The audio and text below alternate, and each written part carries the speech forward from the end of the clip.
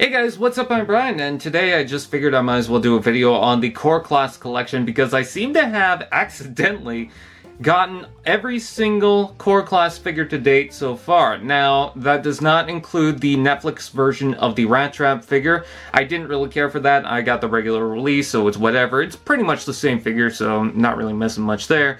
But as far as the main release core class figures are concerned, I have them all, and I didn't even intend for that, but, you know, they were there, I decided to grab them, and I just found out, oh, I've managed to collect them all.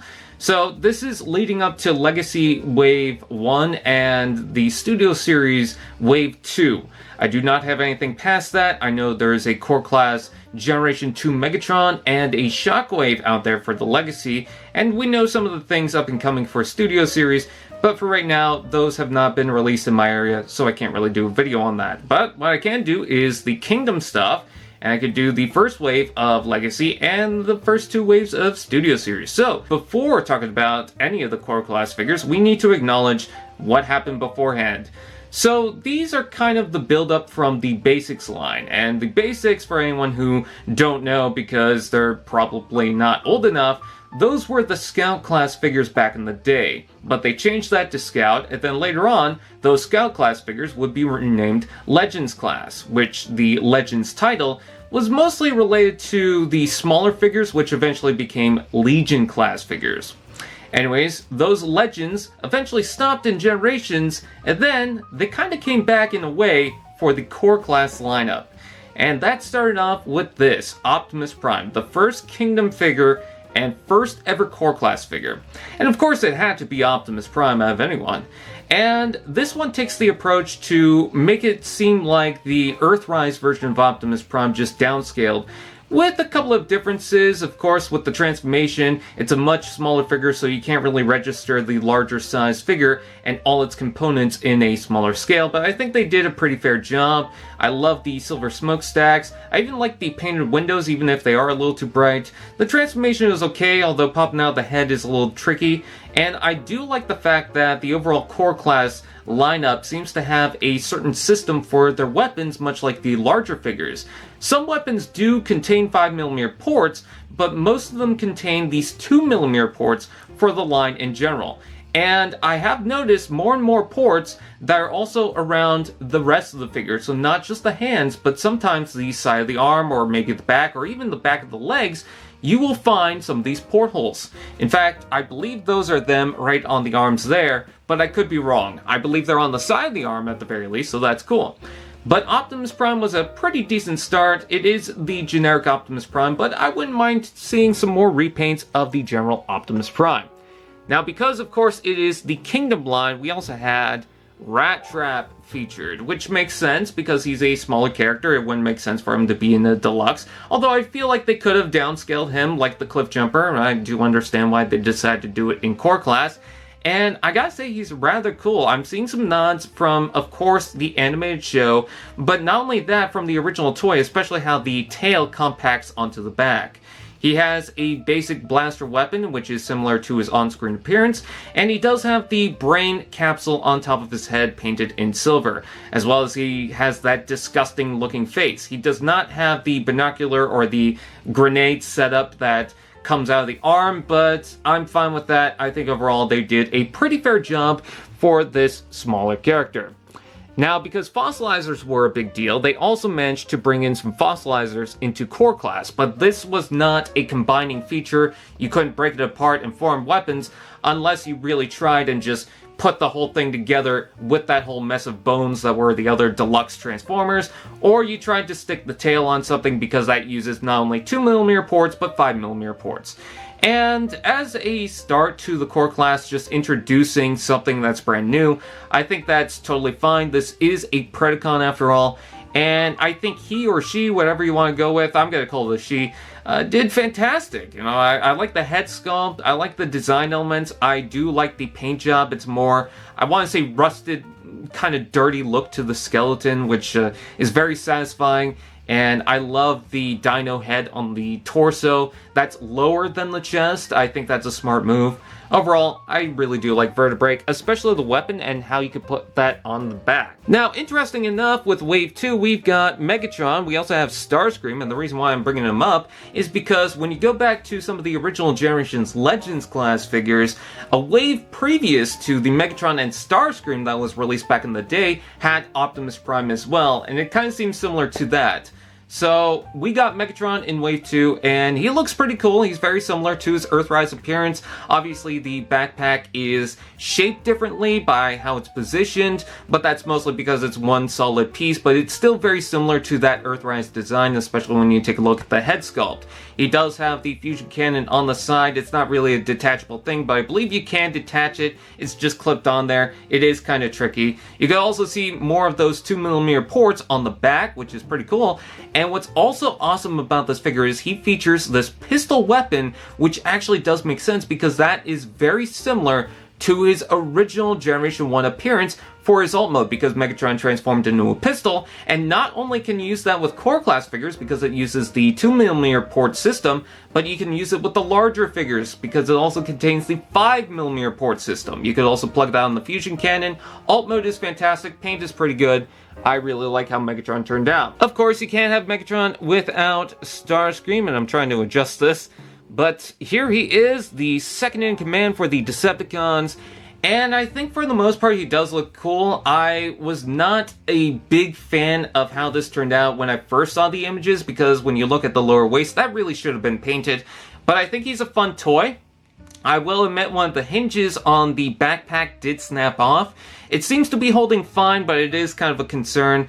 I think that the rest of the paint is pretty good. I would like to see more underneath the wing, but the red stripe on the front looks fantastic. I think the jet mode looks really cool. I like the null rays, even though I don't like the fact that they pop off way too easily. Fun fact, you can glue them on and it would be no problem because his transformation features the ability to leave them on and it doesn't affect anything. If anything, really, you can't really rotate the arms too well because it gets in the way, but you are still able to do it. So I think that this is a nice, functional version of Starscream that I think if they wanted to upscale, I'd be perfectly fine with that. Moving on to the Wave 3 lineup to continue with the main leading Decepticons, we also have a Soundwave, and I think this is one of the best core class figures to date. Not only does Soundwave just need to be simple, you don't really need to complicate Soundwave. I mean, he's mostly a box that transforms into a box.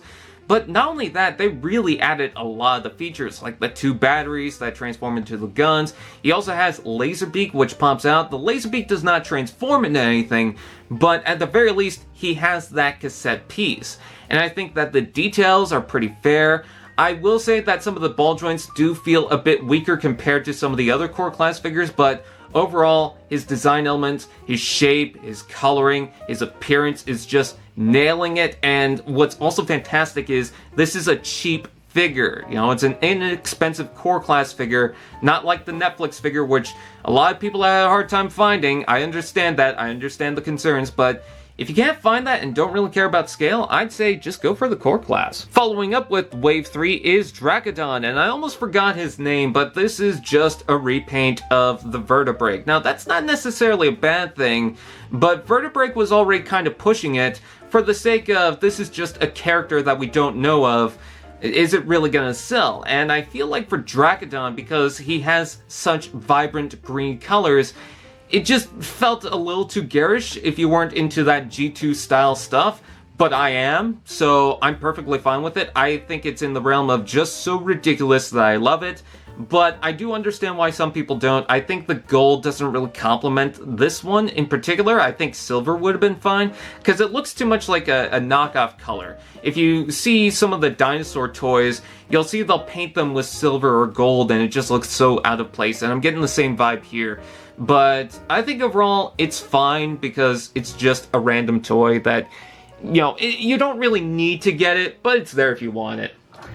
Anyways, moving on, before we take a look at the last wave of the Kingdom core class figures, another core class figure did release, but this was part of the Buzzworthy Bumblebee lineup, and that is, of course, Bumblebee. And this also came with a Spike Witwicky. You will notice that he is a little bit shorter compared to some of the other core class figures, of course, being Bumblebee.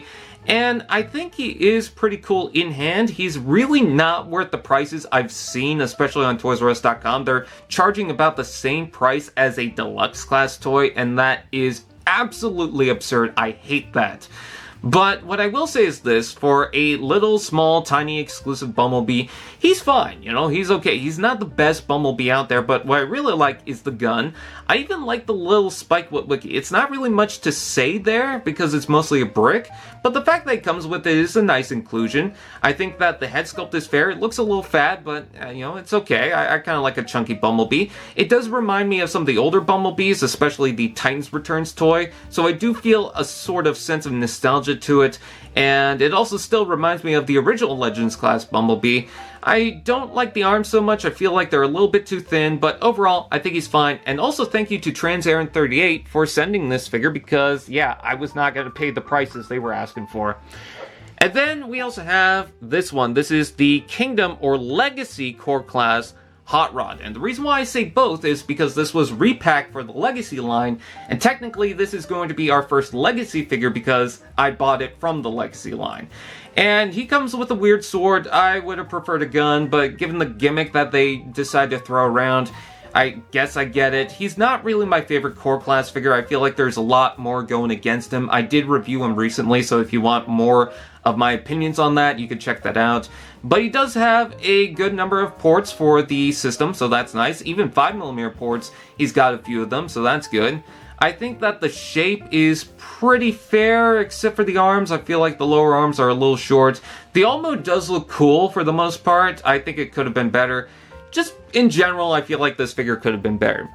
Okay, now really diving into Legacy, let's go ahead and start off with Skywarp. Now, Skywarp and Iguanus, I have to thank T-Formers 2002 for sending this out. I really do appreciate it. And you will notice that he has null rays.